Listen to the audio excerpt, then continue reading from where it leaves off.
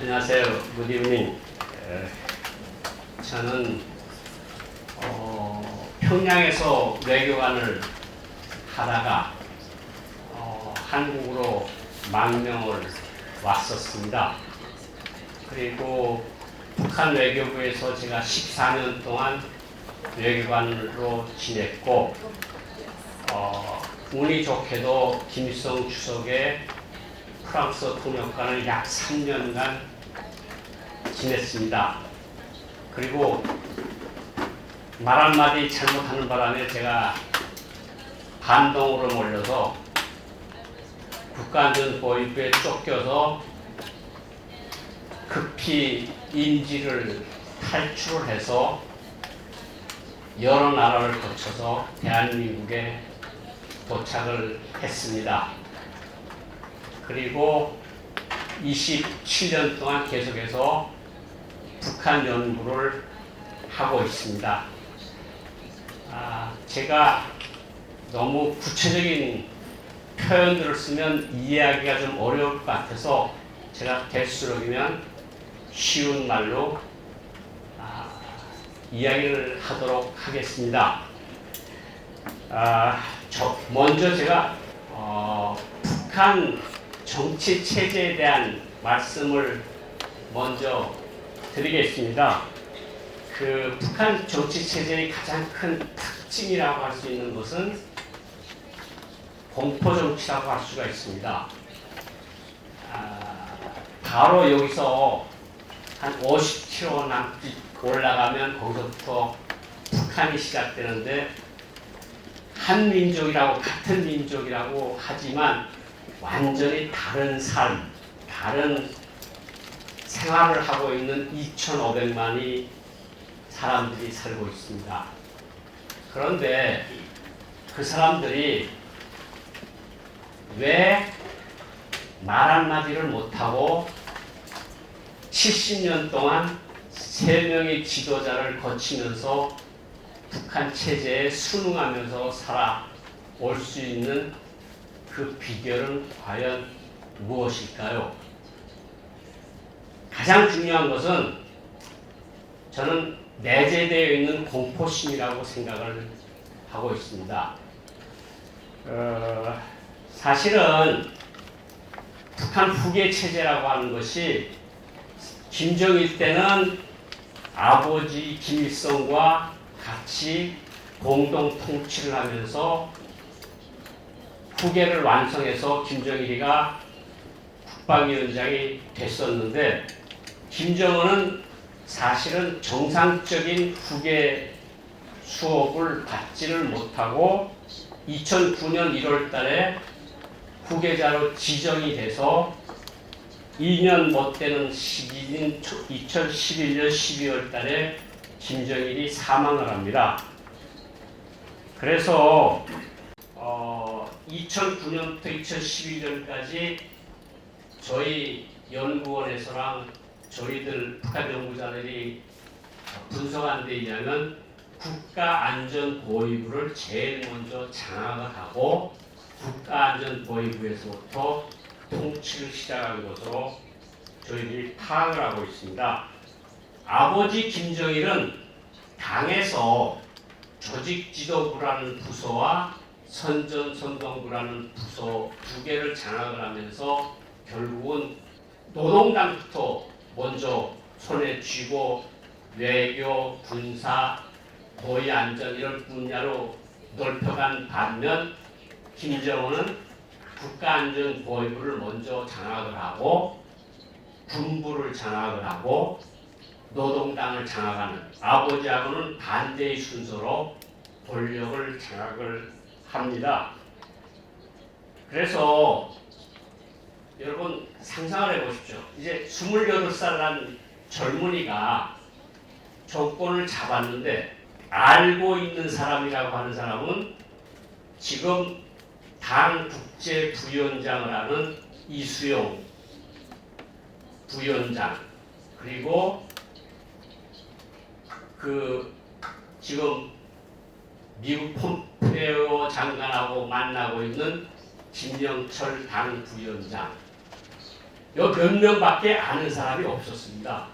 그리고 그를 둘러싸고 있는 간부들은 김일성 때부터 김씨 패밀리를 위해서 일해온 사람들.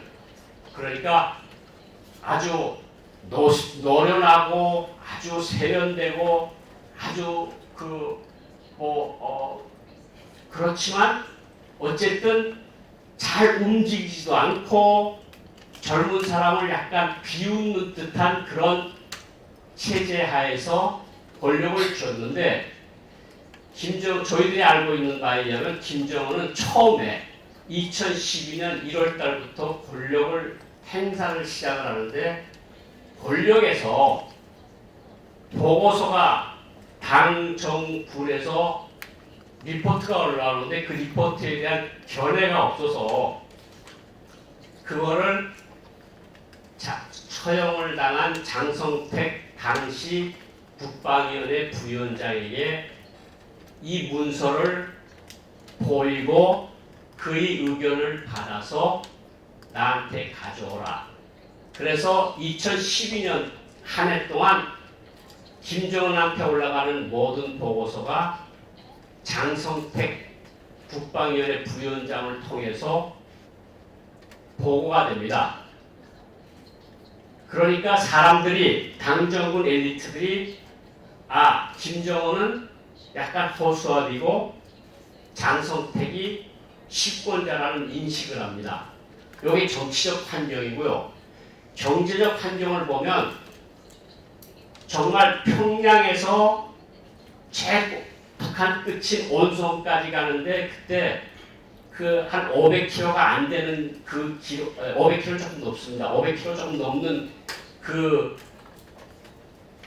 거리를 기차로 가는데 15일씩 걸리는 그런 낙후한 경제, 그리고 국가 기반 경제는 다 허물어진 상태, 그리고 시장이 거의 70% 이상을 차지한 상태에서 권력을 이어받았습니다. 그러니까 1년 동안은 김정은이 모든 것을 참으면서 장성택이 와이프인 김경희 당시 경공업 담당 당전의 비서의 도움을 받아서 권력을 안착을 시키려고 노력을 합니다. 그러다가 2012년 말경부터 자신감이 생기기 시작을 합니다. 그래서 이제부터 보고서는 나한테 직접 가져오라. 장성택 부위원장을 거치지 말라. 이게 2013년부터 일어난 일이고 2013년 초에 장성택 부위원장이 이런 이야기를 합니다. 가족, 친척들을 모아놓고 권력에 나서지 말라. 돈벌이를 하지 말라. 우리 가족이 지금 위험하다. 그래서 정리들을 시작하는 것이 2013년도입니다. 여기 이제 정치적으로 조금 더 이따 말씀을 드리겠고, 경제적으로는 제가 김정은이가 참 명확하다고 보는 것이 무엇이 있는가 하면 2013년 초에 들어와서만 해도 북한은 한국하고 모든 분야에서 열세입니다. 경제 규모도 작고 경제도 발전된 것이 없고 클래식한 그 재래식 무기에서도 한국이 F-15, F-16 이지스함을 가지고 있는 한국군에 비해서 정말 2차 세계대전 이후에 생산된 것 같은 그런 무기들을 가진 나라를 가지고 있습니다. 그러니까 김정은이 생각을 한 것이 이런 것을 극복할 수 있는 방도는 무엇이냐. 결국 택한 것이 2013년 3월 31일에 핵 경제 병진 노선이라는 걸 만듭니다. 그래서 핵을 무조건 완성을 시켜야 되겠다. 여기에 모든 것을 다 봅니다. 김정은이.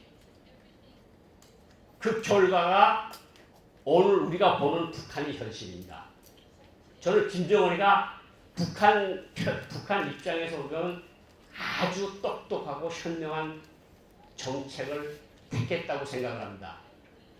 핵무기라는 절대 무기를 가지면서 한국과의 전략적 군사적 균형을 무너뜨리는 데 성공을 합니다. 굉장히 똑똑한 선택을 합니다. 이것이 경제적인 측면에서 일어나는 일이고요.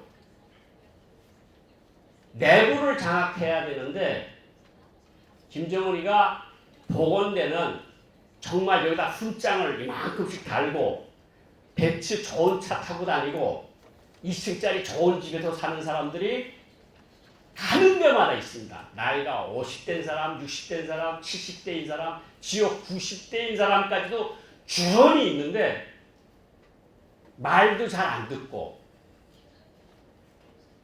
이것을 어떻게 극복을 할 것이냐. 그 희생자가 바로 장성택입니다. 장성택이라고 하는 김일성의 딸이 남편을 그 장성택이라는 사람을 잡지 않고서는 내가 권력을 쥐기가 힘들겠다는 판단을 합니다. 그래서 2013년 4월경부터 장성택이 비리를 캐기 시작을 하고 비리를 모으기 시작을 하고 그래서 2013년 8월 9월 달에 평양에서 무슨 사건이 터지는가 하면 장성택이 국방위원회 부위원장을 하면서 당 중앙위원회 행정부장이라고 하는 직책은 북한의 고위성 우리 말하면 국정원입니다.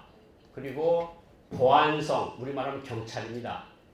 최고재판소, 중앙검찰소 이 4대 권력기관을 정책적으로 지도하는 부서가 당 행정부입니다. 그 행정부의 수장 자리에 있었는데 그 행정부의 장성택 부장의 오른팔이 바로 이령하라고 하는 당 행정부 제1부부장 그의 왼팔이라고 하는 장수길 부부장을 김정은이 총살을 합니다. 2013년 8, 9월 달에 일어난 사실입니다. 그때 사람들이 장성택이가 끝난 것 같다. 이런 느낌들을 가지기 시작을 합니다. 그런데 이용화라는 사람하고 장수길이라는 사람을 총살을 하는 자리에 장성택을 참여를 시킵니다. 그런데 장성택이가 2인자인 사람이 자기 승용차를 타고 벤츠를 타고 다니던 사람이 버스에서 내리는 걸 보고 사람들이 장성택 시대는 이제 간 것 같다. 당정군 간부 한 200명을 앉혀놓은 자리에서 이용화 행정부 제1부부장과 장수길 행정부 부부장을 고사기관총으로 처형을 합니다. 그 장면을 보고 의자에 앉아있던 장성택이 자리에서 굴러 떨어져서 넘어졌다고 충격을 받아서 그런데 바로 그때부터 3개월이 지난 뒤에 2013년 12월 12일 날 장성택이 국가안전보위부 특별군사재판에 회부가 됩니다. 여러분들이 다 보셨던 장성택이 목을 누르고 경찰이 끌고 가던 모습이 노동신문에 실립니다.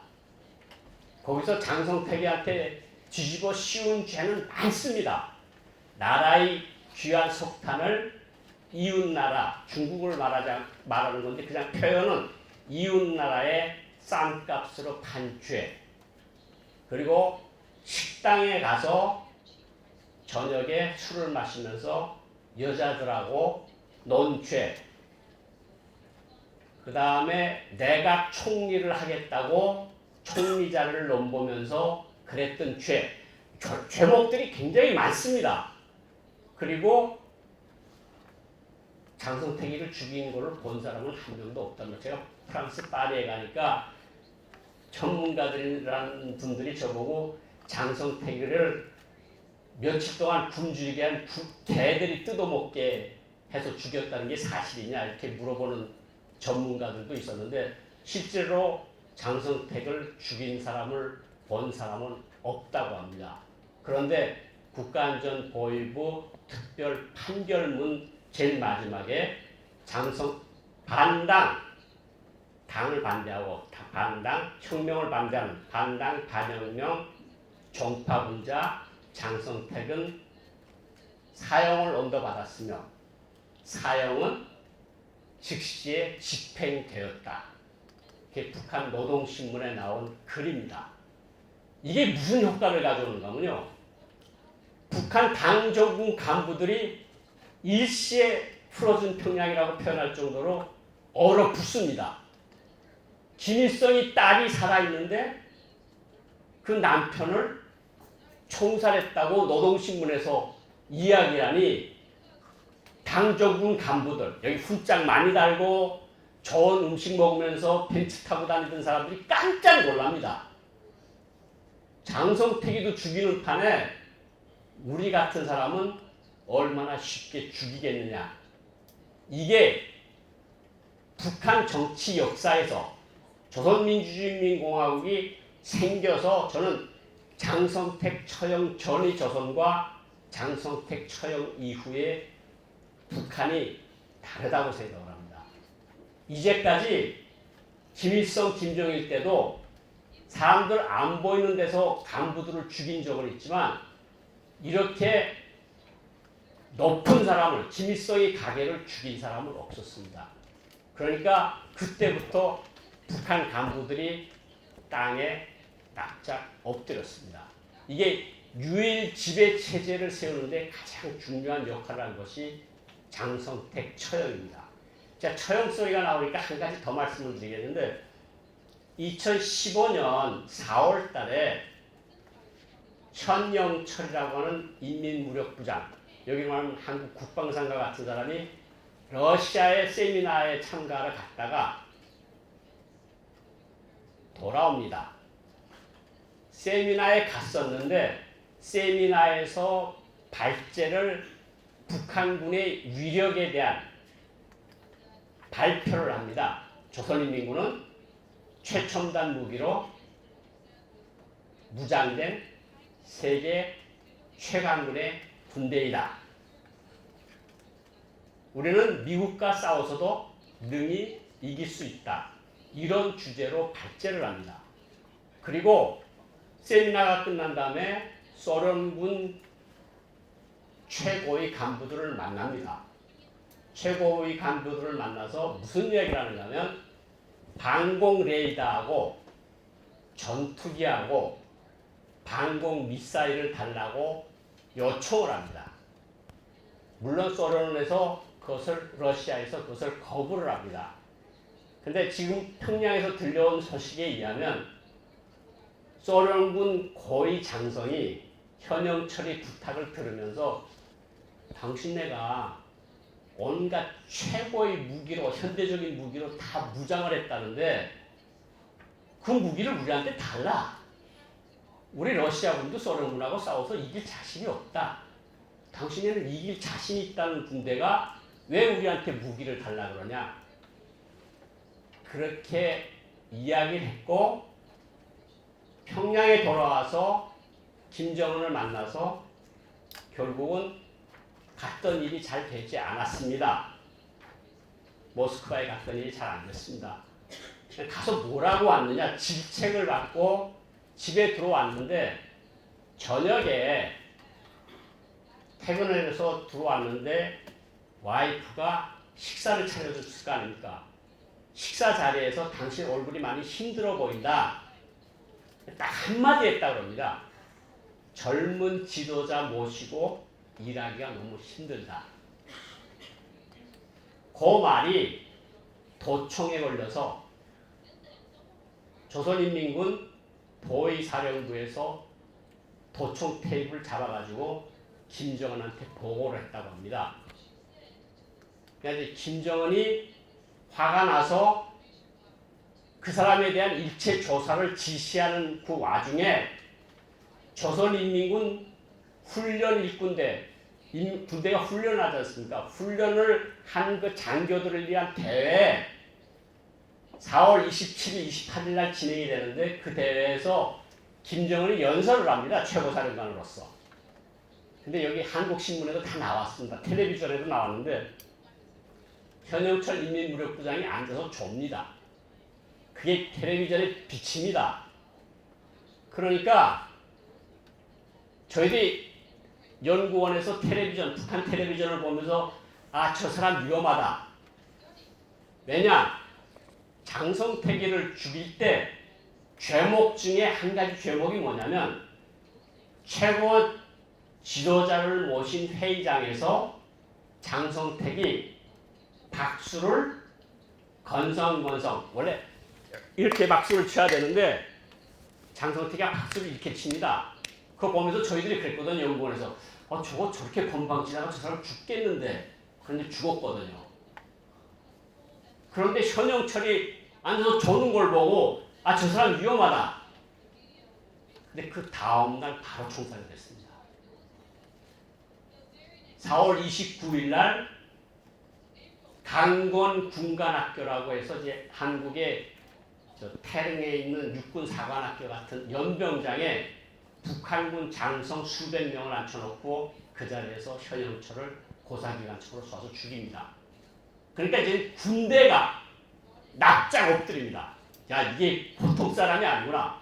별 4개 단 사람까지 저렇게 죽이는 거 보니까 우리 같은 건 이게 북한 당정군 엘리트들 속에 전파가 되면서 제가 한 가지 약간 웃지 못할 이런 이야기를 하나 하겠는데 그 2013, 14, 15, 16, 5간에 북한에서 무슨 말이 돌았는가 하면 북한 당정군 간부들이 아침밥을 제대로 한국식으로 먹고 다닌다.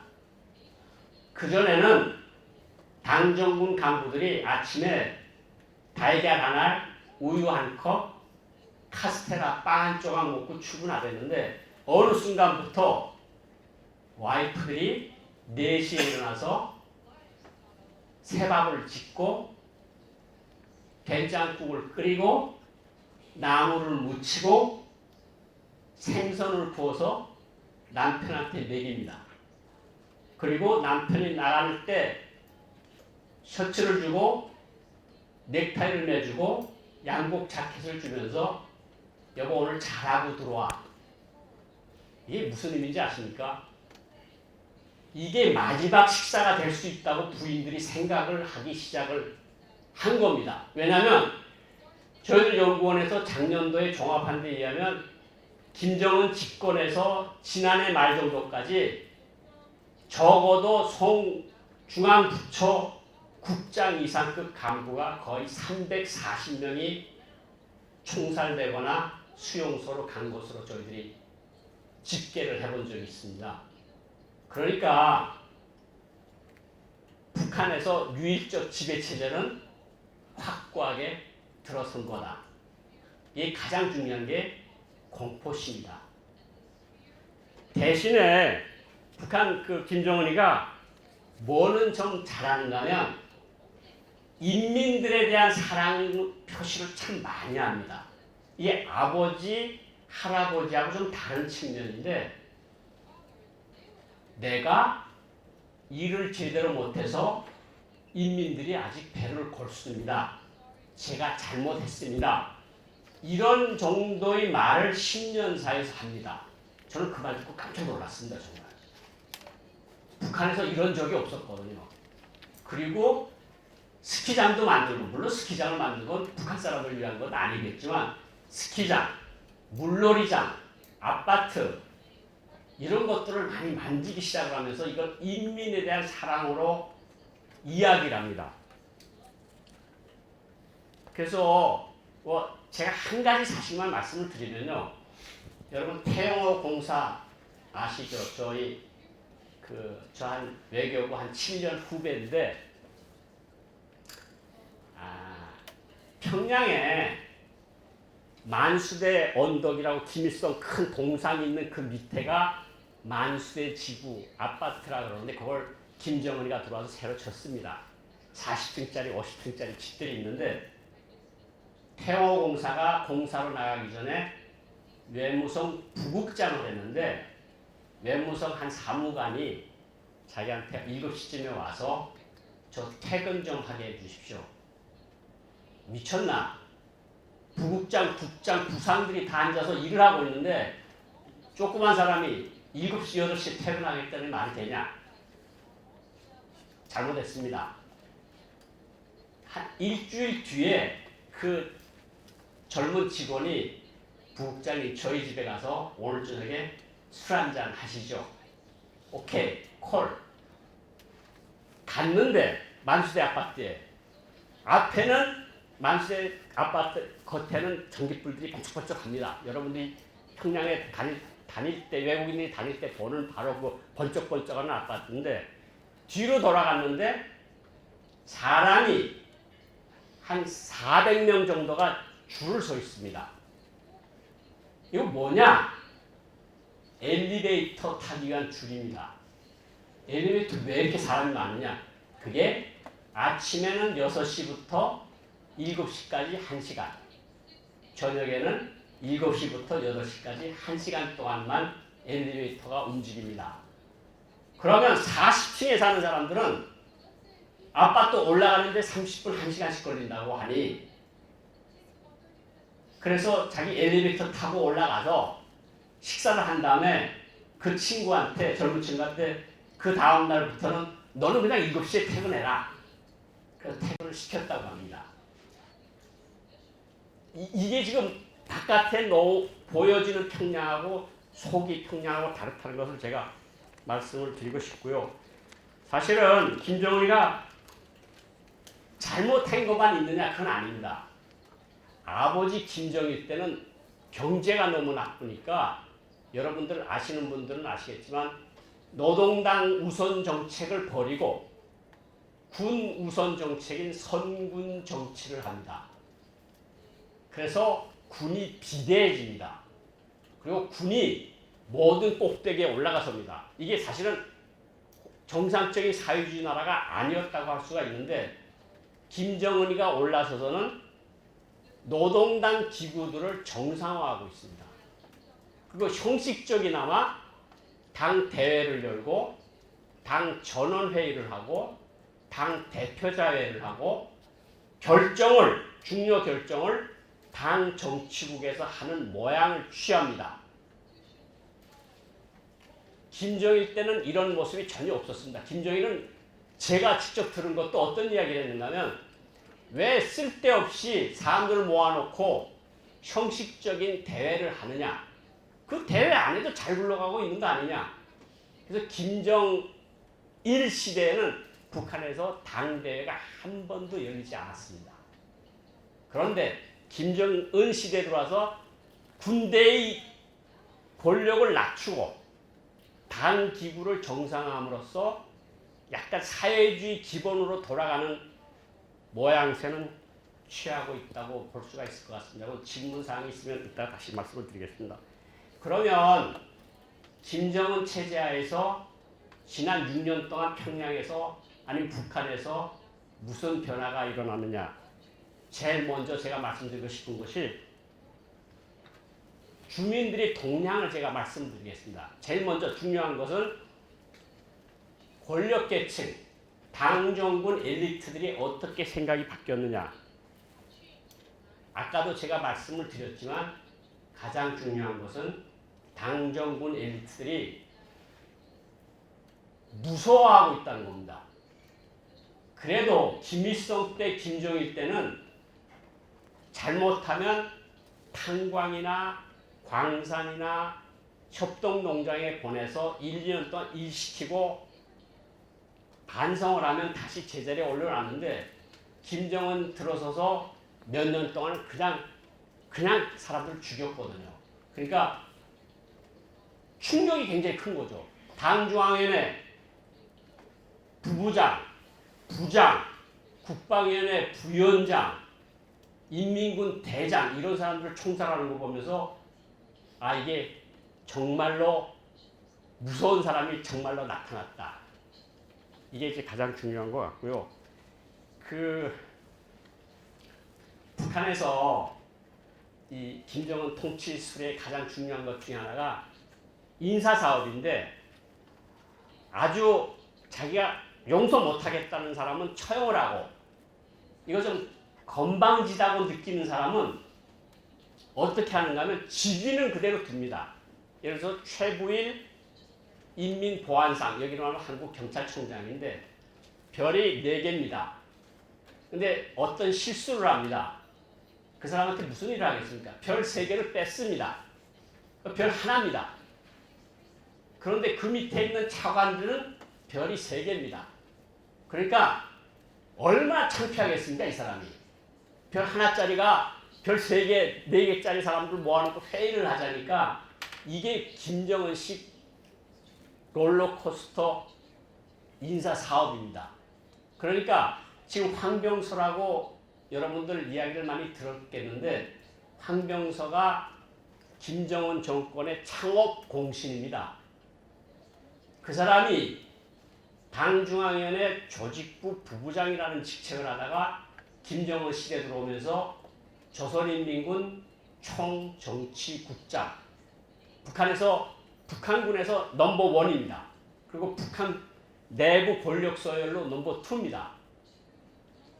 이 사람이 작년도에 지난해 10월 달에 당 조직지도부라는 부서의 감사를 받고 많은 사람들이 강등을 당하거나 수용소에 갔는데 이 사람은 북한군 차수라 그래서 여기 큰 별 하나가 달렸던 사람인데 몇 등급을 똘큰가 하면 차수 밑에 대장, 상장, 중장, 소장, 대령 6등급을 낮춰서 콜로넬로 만듭니다.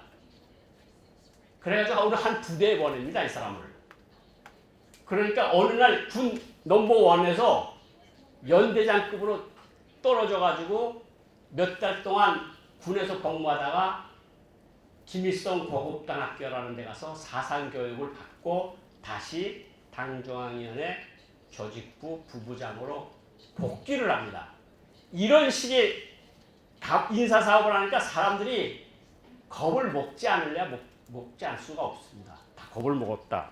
그런데 솔직히 말씀드려서 이 사람들이 속으로까지 충성을 하겠느냐, 그거는 여러분들의 판단에 맡기고 싶습니다.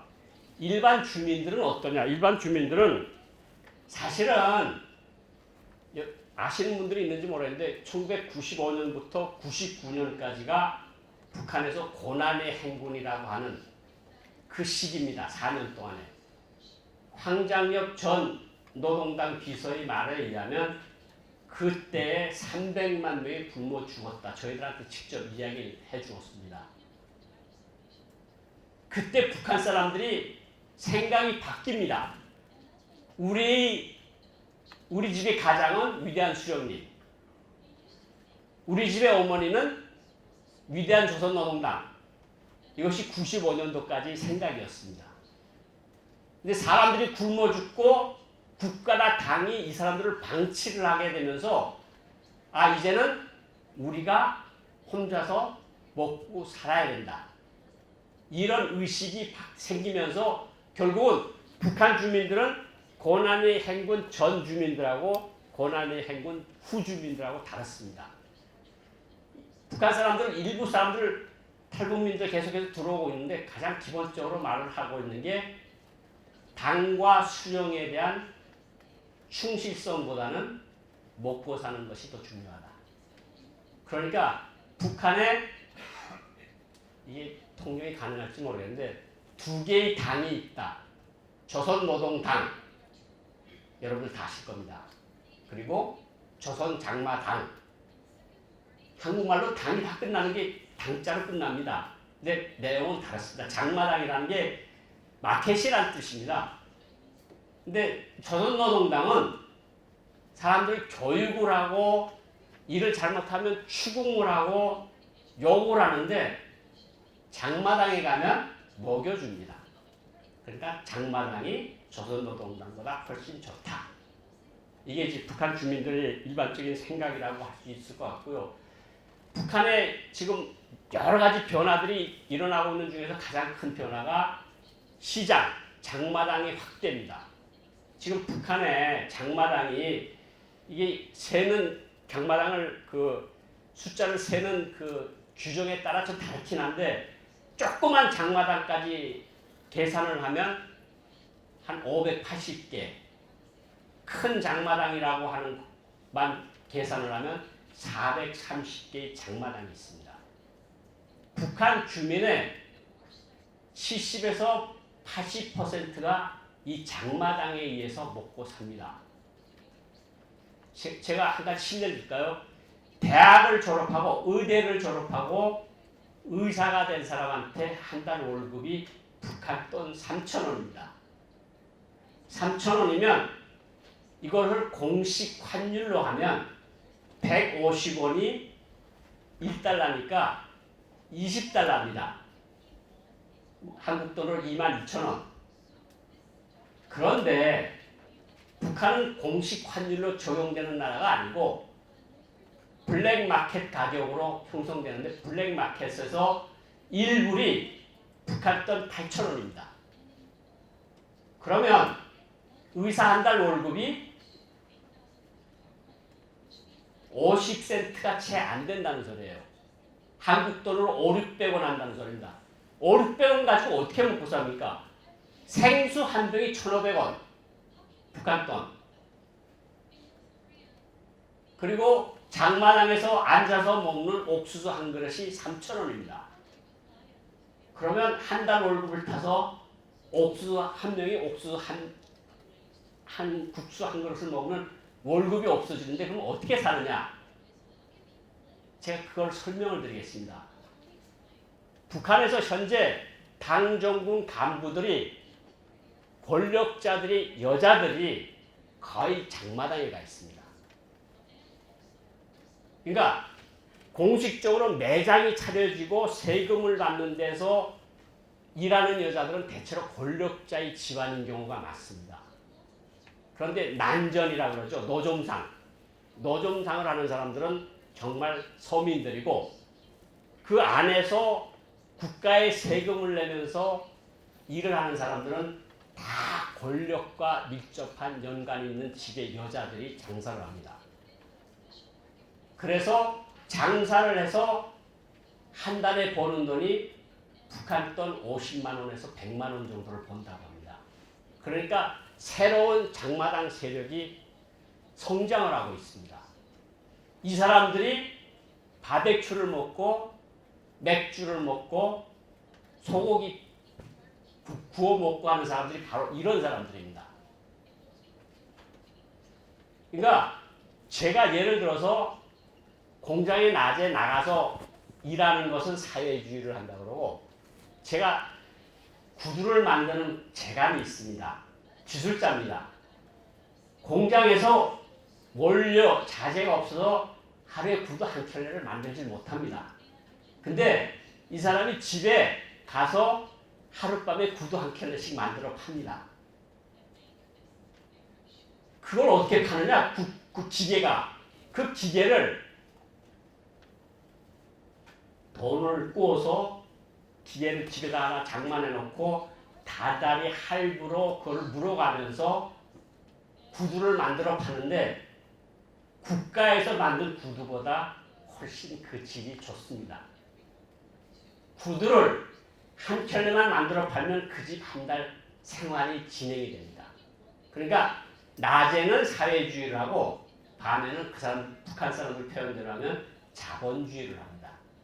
이게 이제 북한에서 일어나고 있는 현상이라고 할 수가 있을 것 같고요. 이것 때문에 북한 경제가 플러스 성장을 하고 있습니다. 장마당을 빼면요 마이너스 성장입니다. 그리고 한류라고 하는 것을 제가 말씀을 드리겠는데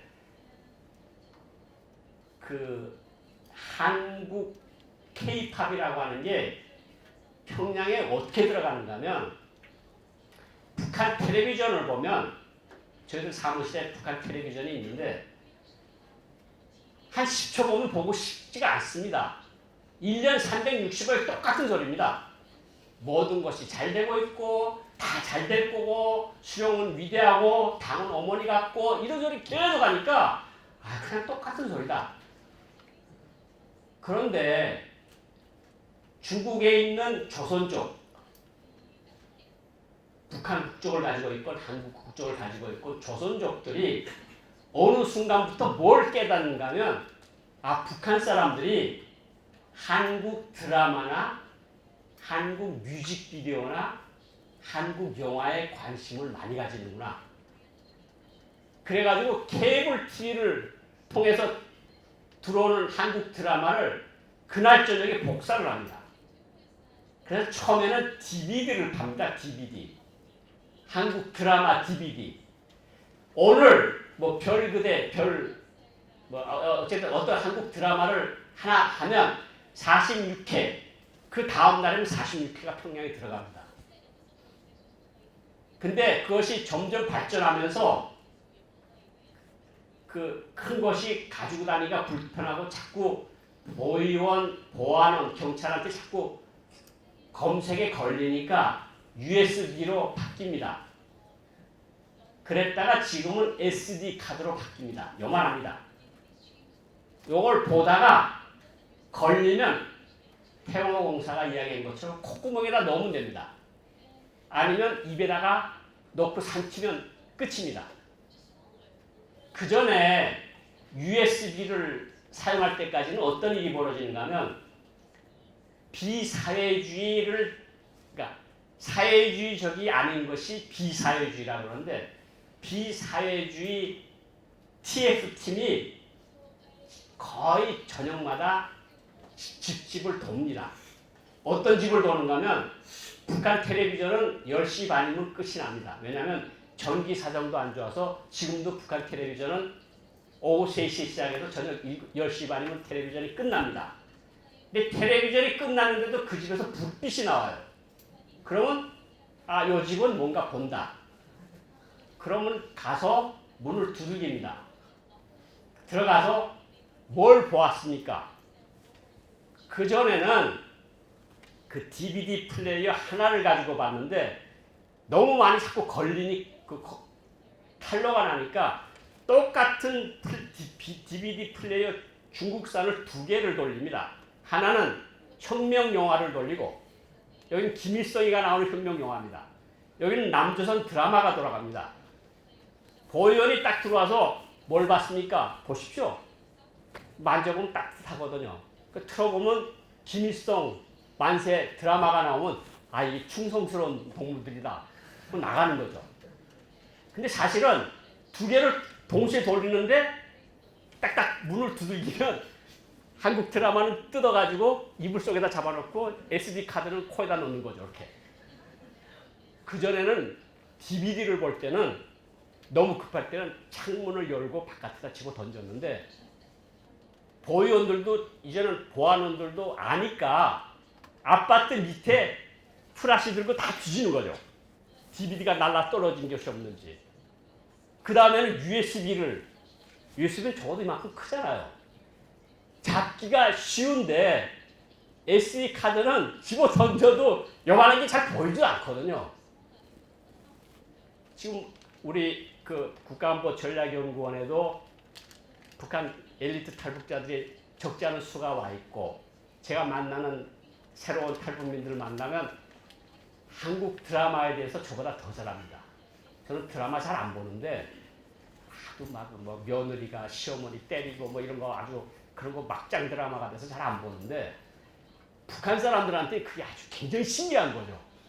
어떻게 며느리가 시엄마를 때려? 이거 뭐 그런 한국 드라마의 역동성에 감동이 돼가지고 평양에서 있다가 중국의 일 때문에 공적인 일 때문에 나오는 사람 친척 방문을 위해서 나오는 사람들이 제일 먼저 하는 일이 뭔 줄 압니까?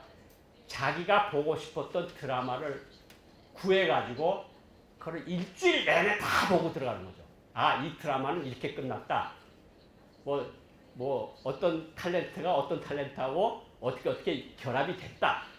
이거를 탈북민들이 저한테 와서 이야기를 해줘요. 한국 드라마 이런 내용 재미있게 봤는데 봤냐? 나 드라마 안 본다. 아, 그 재미난 걸 왜 안 보냐? 한류가 집집마다 퍼져가고 있다. 그리고 이게 국경 지역에서 점차적으로 들어가서 평양까지도 한국 드라마가 들어가 있다. 그래서 북한 사람들이 선전 당국이 이런 거짓말을 못합니다. 남조선 사람들이 거지고 남조선 대학생들이 학비를 마련하기 위해서 자기 피를 팔아서 학비를 마련한다는 소리, 그리고 중학생들이 미군 구두를 닦고 그 돈으로 우유를 사 먹는다는 그런 거짓말 못합니다. 왜냐하면 북한 많은 사람들이 DVD를 통해서 드라마, 영화를 통해서 보거든요. 북한 사람들이 가장 드라마 같은 데서 보는 게 뭔 줄 압니까? 첫째, 대화 주제가 뭐냐. 북한 사람들이 알건대는 한국 사람들은 전쟁 미치광이가 돼서 그냥 항상 전쟁에 대해서만, 북한을 어떻게 하면 공격할까, 북한을 어떻게 하면 먹을까, 북한 땅을 어떻게 하면 뺏을까, 이런 게 밥상머리 주제인 줄 알았는데 아니거든요. 아이 뭐 공부 제대로 안 한다니, 어느 대학을 안 가고 너는 왜 그러냐는 둥, 왜 공부를 안 하고 그 모양, 우리하고 같네. 첫째. 둘째, 먹는 음식상. 처음에는 그랬다 그래요. 고난의 행군 이후에. 아, 저거는 드라마고 영화니까 음식상을 차렸을 거야, 저렇게. 근데 나오는 드라마마다 그러니까, 아, 저게 평상시에 저렇게 먹는구나. 라면 있죠, 라면. 라면이 제가 북한에 있을 때만 해도 일본 라면은 특별 식사입니다. 특식이라고 그러는데 명절날에 먹는 음식입니다. 지금도 적지 않은 사람들이 중국 라면을 명절날에 먹습니다. 북한 사람들이. 근데 한국 드라마 보니까 한 끼 때우는 거거든요. 아무것도 없어? 그냥 라면이나 먹지. 자기는 특별한 음식으로 먹는 라면을 그냥 한 끼 때우는 음식으로 먹는다. 이게 충격인 거죠. 북한 사람들한테. 이게 한국 사람들한테 많이 들어가 있다. 한류가. 셋째 변화가 뭐냐면 핸드폰이 지금은 한 500만 대 되리라고 생각하는데 작년도 말까지 한 430만 대의 휴대폰이 평양에 있습니다. 휴대폰이 인터넷이 연결되는 휴대폰은 절대 아닙니다. 그런데 문자, 메시지하고 통화는 됩니다. 통화하는데 김일성, 김정은 욕을 안 하고 북한 체제 욕을 안 하면 됩니다. 거기에 해상에서 오늘 1불에 얼마야? 8,200원입니다. 신의준 얼마인데? 8,100원입니다. 이게 그전에는 다 사람이 갔다 와야 확인이 됐는데 이제 북한 방방곡곡에서 정보가 유통이 된다는 거예요. 제가 한 가지 신을 더 들까요? 카카오톡 있죠? 여기 카카오톡 한국에 보신 분들은 카카오톡 아시는데 카카오톡에 막 씁니다. 카카오톡을 다운받아서 그걸 하고 어딜 가면 되는가 하면요. 와이파이가 되는 지역이 있습니다. 그게 대사관 구역. 그러니까 소련 대사관, 러시아 대사관, 중국 대사관, 평양시 문수동에 있는 여러 외국인 대사관 단지가 있습니다. 그래서 지나가면 메시지가 쭉쭉쭉 가거든요. 그럼 한국에까지 메시지가 오는 경우가 있어요. 평양에서 보낸 카카오톡이 서울에 온다고. 그러니까 거기 쓱 지나가면서 다 무음으로 해놓고 끝난 다음에 와서 보면 다 와 있는 거죠. 그래서 지금 또 그게 퍼져서 또 어떻게 보위원들이 막는지는 모르겠는데 한때는 그 정도로 평양하고 서울까지 메시지가 오갈 정도다. 근데 기본적으로 메시지는 잡히면 죽는 거지만 또 가장 중요한 건 뭐 김정은이 뭐 병에 걸렸다 이런 소리 하면 그 3대를 쫓아서 죽이겠지만 뭐 지금 내한테 돈이 좀 필요하니 3,000달러만 보내줘 같은 거는 뭐 잡혀도 한 6개월 동안 가서 고된 노동만 하면 또 풀어주거든요.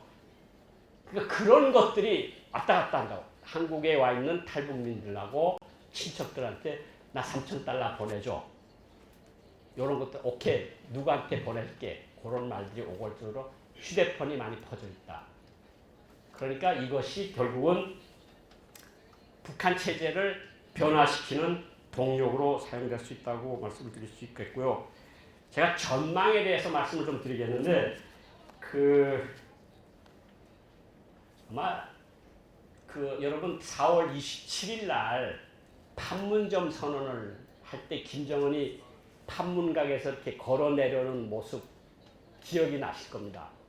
8명이 V자형으로 경호원들이 쭉 서서 내려오는데 그냥 많은 분들이 그냥 지나쳤는데 김정은이 뭐라고 이야기하는가 비켜! 그럽니다. 비켜. 그러니까 8명이 쫙 흩어지고 김정은이 내려오거든요. 야, 저 친구 정말 우상아 대단하다. 저게 점점 더 심해지고 있다. 그 뒤에 김영남이고 뭐고 높은 사람들 다 오는데 그 사람들 다 그냥 그 있는 자리에서 반말입니다. 비켜! 그냥 8명이 쫙 비킵니다. 그거 보고 참 아직도 북한이 갈 길이 참 멀다.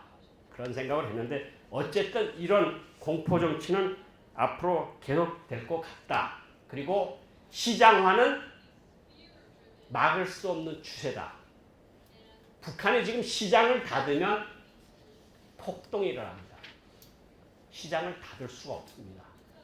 이것이 이제 계속 시장화가 된다는 말씀을 드리고 싶고, 그리고 최근에 여러분들 목도하다시피 이제 한반도 정세가 많이 변하고 있는데 가장 기본적으로 저는 북한이 비핵화에 저는 개인적으로는 회의적입니다. 강석주라는 사람이 저희 상관이었는데 외무성에 있을 때 제가 과장할 때 제일 부상을 했던 강석주 내각 부총리까지 하다 죽었는데 그 사람이 모스크바를 갔다 오다가 외국 기자들과 공항에서 쉐레모티브 공항에서 무슨 이야기를 했는가 하면 우리가 미국에서 달러 몇 천억 달러를 벌겠다고 풀뿌리를 씹어 먹으면서 핵무기를 만들 줄 아느냐 이런 이야기를 합니다.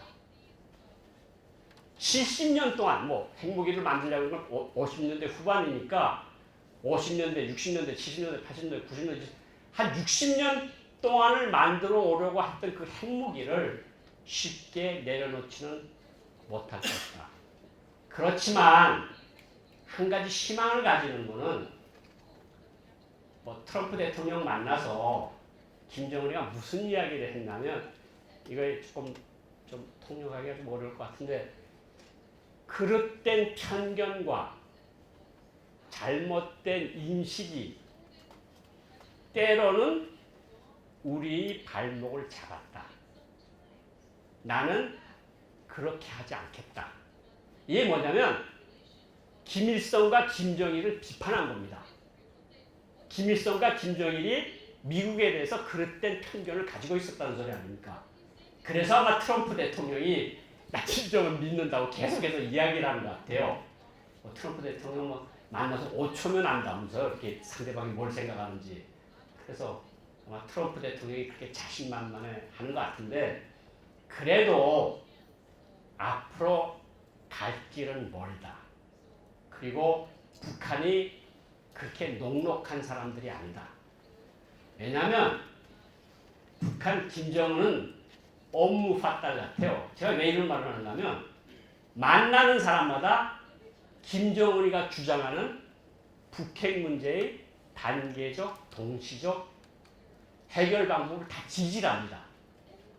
러시아 라르로프가 외무상이 그랬고 시진핑 주석이 그랬고 트럼프 대통령 빅뱅 아주 한꺼번에 모든 것을 해결할 것처럼 그러는 사람이 시간이 걸린다. 천천히 하겠다. 야, 김정은 참 대단하다. 업무 파딸이다 저 사람은. 만나는 사람마다 왜 저렇게 다 넘어갈까? 이런 생각을 할 정도인데 그래도 어쨌든 김정은으로서도 아마 무한정 자기 아버지가 했던 것처럼 시간을 끌 수는 없다는 것도 알고 있으리라고 생각을 합니다. 저 트럼프가 10월 정도까지도 북한이 계속 질질 끈다고 생각을 하면 아마 다시 강경체로 돌아설 가능성이 높고, 이것을 김정은이도 아는 만큼 회담 동력을 살려나가기 위해서는 계속해서 미국에 조금씩 주객을 반복을 할 거다. 그래서 트럼프 대통령이 돌아서지 못하게 하는 상황 관리를 하는데, 결국은 저는 그런 생각이 들어요. 트럼프 대통령 재선해봤자 2024년 안에요.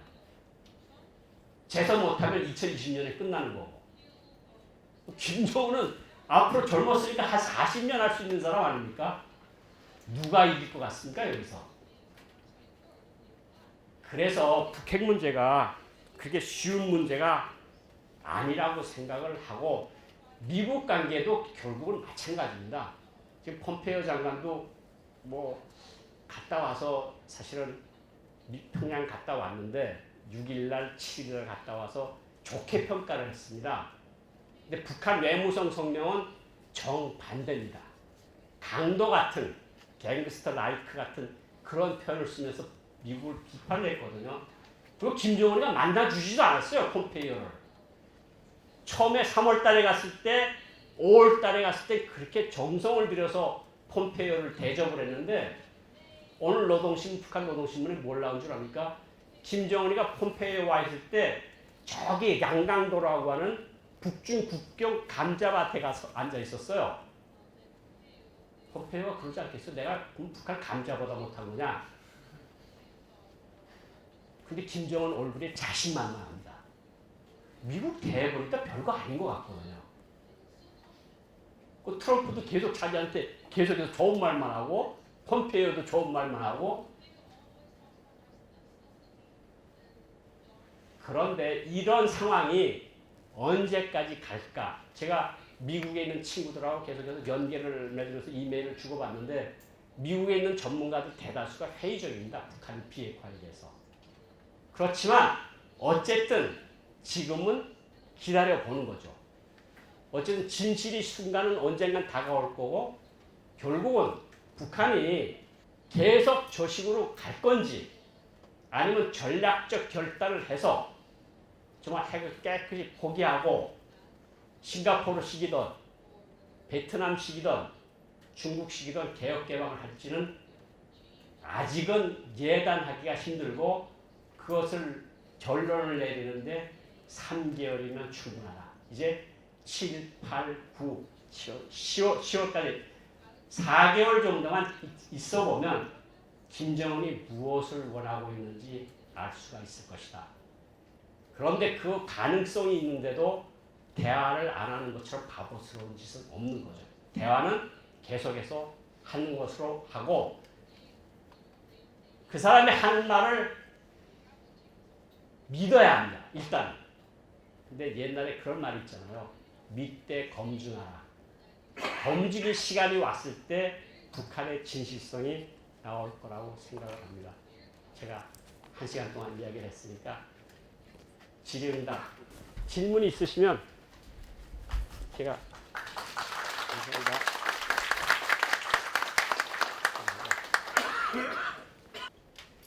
모자 쓴 분.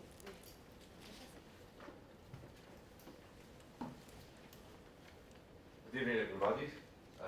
First of all, I will introduce myself. My name is Mohammed. I'm from Algeria, and I'm a student in Songyonghua University. I want to give special thanks for Korea Foundation for this interesting conference and workshop, and also thank you, Professor, for your contribution to help us to understand what's going on in North Korea. So my question is, if everyone was following the last summit last April, which took place in last April, about the summit between the North Korean, do you think is it too how to say that? Are the South Korea and North Korea ready for unification, or we are talking just about denuclearization? What do you think about this prospect? Thank you, Professor. 저 알제리에 갔댔고 알제에 가서 제가 한 3번을 알제에 갔었는데 반갑습니다.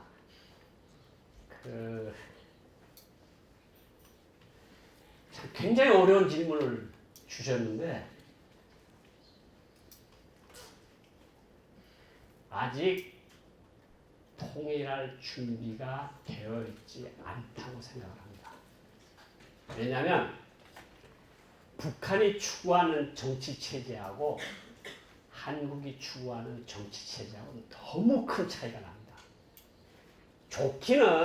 제일 좋기는 북한이 비핵화를 하고 개혁 개방을 하고 집단지도 체제가 들어서고 자본주의 시장 경제로 들어서서 통일을 하는 거. 그건 정말 완전 환상적이죠, 거의. 그건 뭐 지금 한국 일부 젊은이들이 생각하는 아주 그러한 그림인데, 저는 김정은이 그 싱가포르 정상회담을 하고 돌아갈 때 평양에 차이나 에어 비행기가 평양 상공에 떠서 이제 이륙을 하는 모습을 보면서 비행장에 나와 있던 한 10,000명이 되는 군중들이 거의 다 웁니다. 왜 울겠습니까? 어떤 분들은 저거 다 시켜서 운다 그러는데 그렇지 않습니다. 마음속으로 우러나오는 눈물입니다. 왜냐? 53년도에 정전이 돼서 미국 때문에 그렇게 못 살고 그렇게 고생을 했고, 그리고 김일성 주석도 김정일 국방위원장도 미국 대통령을 그렇게 만나고 싶어 했는데 못 만났습니다. 그런데 그 손주가 트럼프 대통령을 만나서 핵 전략 국가로서 동등하게 회담을 하고 오는 모습에 가슴이 다 벅찬 겁니다. 이제 우리 고생 끝났고 조금 있으면 미군 남조선에서 나갈 거고, 그러면 우리 통일도 이루어질 거고, 그 북한에서 마중 나온 총리, 최령의 당 부위원장 이런 사람들 중에서도 우는 사람들이 많았습니다. 그걸 보면서 저 나라가 과연 개혁 개방을 할까, 그런 생각이 들었는데, 아직은 시장화가 진행됐고 한류화가 진행되고 있지만 김정은 우상화 높이가 하도 높고 유일 지배 수준이 너무 높아서 아직 개방은, 부분적인 개방은 가능하겠지만 그보다 앞서는 사상적 개혁 같은 것은 김정은 체제에서는 거의 불가능할 것이다. 그렇지만 우리는 계속해서 북한의 변화를 계속해서 이끌고 시장화를 촉진을 시키고 한류를 계속 확산을 시키고, 북한 주민들의 의식이 이런 체제 가지고는 안 되겠다. 우리도 좀 중국처럼 하다못해 베트남처럼 아니면 싱가포르처럼 그래도 정치적으로 좀 풀어주고 경제적으로도 좀 개방이 돼서 이런 사회가 됐으면 좋겠다는 그런 밑으로부터의 압력이 좀 생겨나지 않는 한은 좀 힘들 것 같고요. 비핵화는 아직 미국하고 북한하고 하는 얘기가 다릅니다. 북한은 외무성 성명에 의하면 이번에 미국과 조선은 다방면적인 교류와 협력을 하고 미사일 엔진 실험장을 파기를 하며 미군 유해를 돌려보내며 이런 문제를 토론하였다.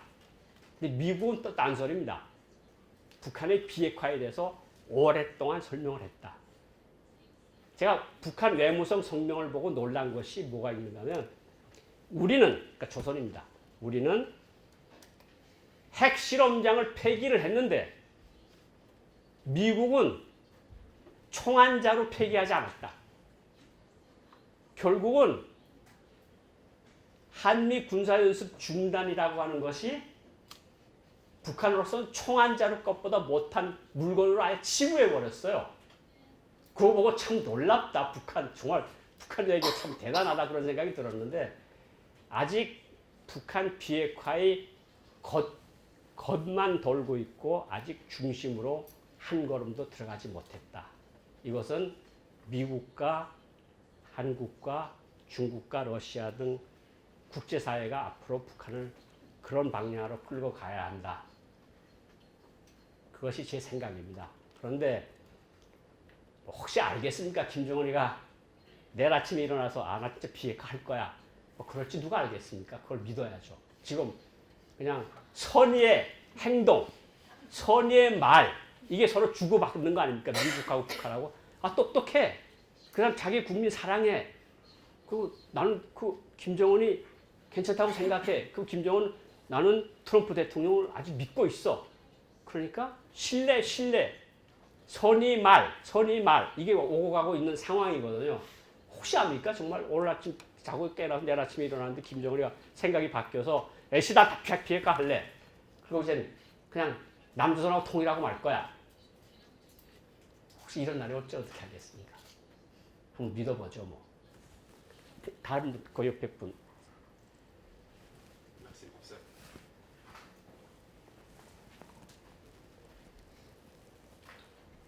안녕하세요. 한국과 북한 병과에 대한 말씀해 주셔서 먼저 감사 인사드리겠습니다. 제가 인도 출신 알람이라고 합니다. 네. 이제 한국에 있는 한국개발연구원에서 석사를 끝나고 대형 대학 다니고 있어요. 질문으로 보시면 선생님 생각으로 보시면 최근 북한과 한국의 평화회담이 둘이 한국과 북한 경제에 대한 어떤 영향을 미치겠습니까? 좀 설명해 주시면 감사드리겠습니다. 다시 한번 한국과 북한의 평화 회담이 한국과 북한 경제에 대한 어떤 영향을 미치겠습니까? 예. 그런 거. 예. 우리 대통령께서 지금 인디아에 가 계시는데 잘 오셨네요. 지금 남북이 문재인 정부 들어서서 2번 정상회담을 했습니다. 서로 죽이겠다고 싸우는 것보다 둘이 만나서 웃으면서 밥 먹는 거 이상 더 좋은 게 어디 있겠습니까? 그럼 저는 절대적으로 찬성을 합니다. 그런데 남북 관계는 미북 관계의 종속 변수입니다. 미북 관계가 풀리지 않고서는 남북 관계가 발전하는데 제한이 있을 수밖에 없습니다. 그리고 미북 관계를 발전시키는 데서 제일 중요한 것은 북한의 비핵화입니다. 미북 관계도 결국은 비핵화가 없이는 한 걸음도 나가기 힘들다. 그런데 지금 유엔 제재가 10개가 있습니다. 10개가. 북한에 대해서. 그리고 각국의 단독 제재가 있고요. 2차 제재까지 있습니다. 이것을 우리가 거스르면서 북한하고 경제적 협력을 할 수가 없습니다. 유엔 제재 위반입니다. 그러니까 다시 말씀을 드리면 남북 관계가 미북 관계가 잘 가도록 우리가 계속해서 영향을 줄 수는 있지만 가장 기본적인 거는 미북 관계가 발전이 돼야 되고 미북 관계가 발전이 되려면 북한 비핵화에서 실질적인 진전이 있어야 됩니다. 영변 핵시설을 오크리지로 가져가든가 우라늄 농축시설을 가져가든가 아니면 핵탄도 한 10개라도 가져가든가 이런 일이 벌어지지 않는 이상은 미북 관계가 발전하는데도 지장이 있고 미북 관계가 서 있는데 남북 관계만 발전시킬 수는 없습니다. 그래서 한국 정부가 지금 이런 비정치적인 문제, 비본질적인 문제, 그러니까 남북 이산가족 상봉, 북한의 영유아에 대한 우유 지원이나 약 지원 같은 것을 지금 여러 방향에서 모색을 하고 있는데 아마 그 정도에 미치지 않을까 생각을 하고 기본적으로는 미북 관계가 한 걸음 나가야지 남북 관계가 발전할 수 있다 이렇게 생각합니다. 다음 분 계시면 가까운 사람부터 예, 말씀하십시오.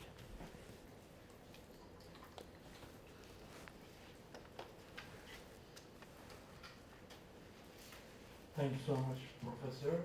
I am Fatih from Hanguk University of Foreign Studies. This is a short question. Can we expect a regime change in North Korea with the support of public reaction or something from military? Is it possible to see that kind of thing in a middle or long-term period? Thank you. 지금 제가 이거 말 잘못하면 이거 신문에 나가겠는데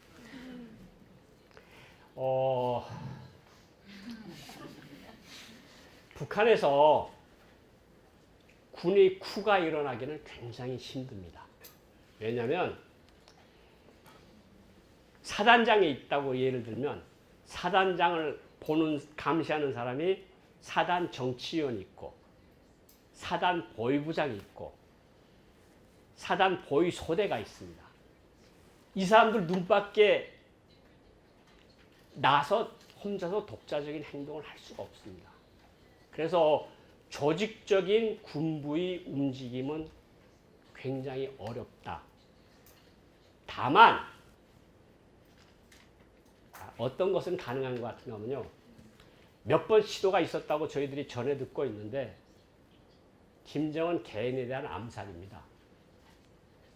이 김정일 시대 때도 이런 것이 한두 번 있었다 그러거든요. 그런데 그 북한에서 김정은을 호위하는 그 부대가 974 군부대라고 하는데 거기 한 2,000명 정도의 친위대가 있습니다. 그런데 그 친위대가 어떤 정도의 대우를 받는가 하면 차관급 이상의 대우를 가족에게 해줍니다. 본인에게 해주고. 그리고 사고 없이 군 복무를 마치면 아주 성분 좋은 집안에 좋은 교수하고 결혼을 시켜까지 줍니다. 그러니까 이 사람들이 배반하지 않는 이상은 참 어렵다. 그리고 이 사람들은 김정은 앞에 그 누가 가도 무장 해제를 할 권한이 있습니다. 그래서 쿠는 굉장히 어려운데 제가 이제 레짐 체인지에 대해서 말씀을 드리려고 하는데 지금 북한에서 아까 말씀드린 것처럼 주민들의 인식 변화가 일어나고 있고 그리고 장마당에 가면 2000년대 초반까지 뭐 2005년, 2006년도까지만 하더라도 이 물건 다 가지고 가시오. 그럼 예예. 그리고 장사꾼들이 다 가지고 도망을 쳤습니다. 지금은 장사꾼들이 싸웁니다. 보안원하고. 나 여기서 죽여. 이거 물건 못 팔면 어차피 우리 가족 죽으니까 나를 죽이든. 그런데 그전에는 한 사람만 반항을 했는데 옆에 아줌마들이 같이 동조를 합니다. 너는 애비애미도 없느냐? 이놈 어디서 말이야? 어머니한테 그렇게. 그러면 대위, 소령들이 단속하러 왔다 그냥 갑니다. 아, 정말 이거 못해 먹겠다, 이 짓도. 그러니까 의식이 변화를 하고 있다는 거죠. 그러니까 장마당에서 왜 튀니지 제스민 혁명 아시죠? 그게 북한에서 쓰고 있는 그 휴대폰이 사진 촬영하고 문자 전송하고 통화만 되거든요. 그런데 그 사진은 언제든지 찍힐 수 있고 전송이 될 수 있다는 거죠.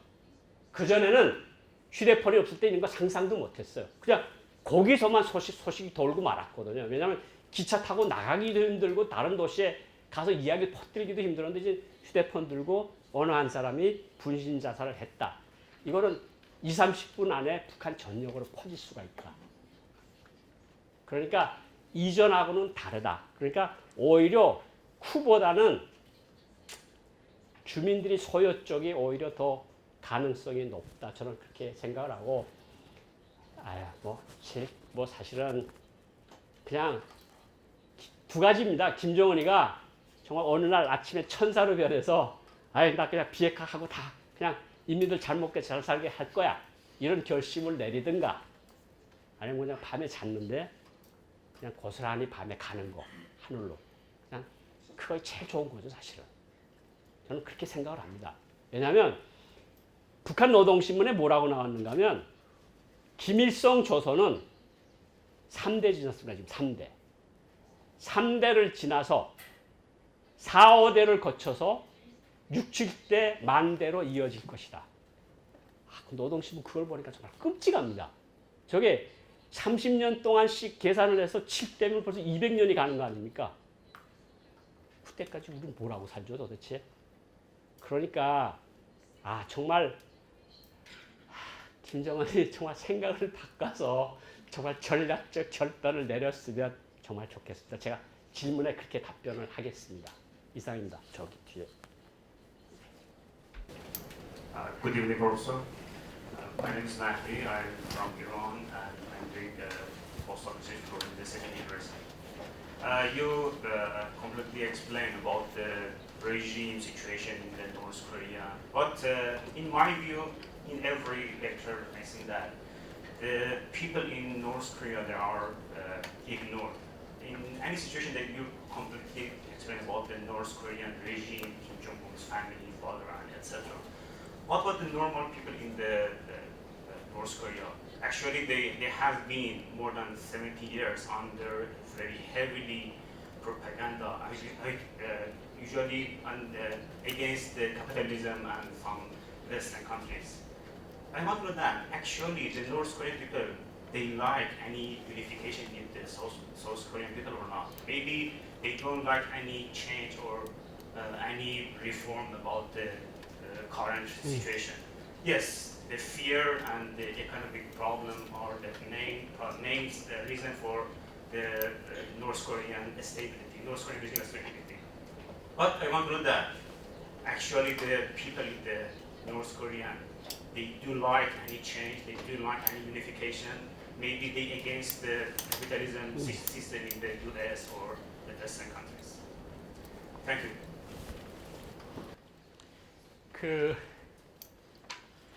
북한에서 제일 터부시되는